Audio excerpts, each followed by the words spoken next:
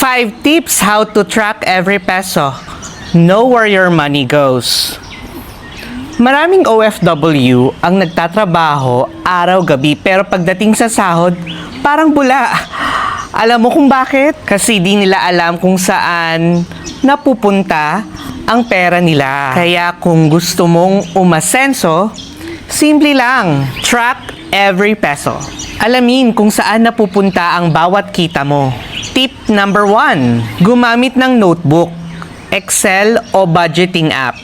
Hindi mahalaga kung high-tech o manual, basta alam mo kung saan lumalabas ang pera.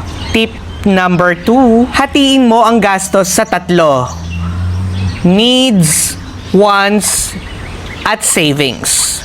Mas madali mong makikita kung saan ka nag-overspend. Tip number 3, ilista pati maliliit na gastos, yung kape, milk, tea, o Grab.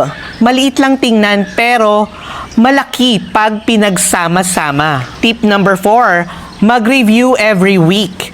Check kung nasunod ang budget mo at saan ka dapat mag-adjust. Tip number 5, gamitin ang data para gumawa ng better money decisions.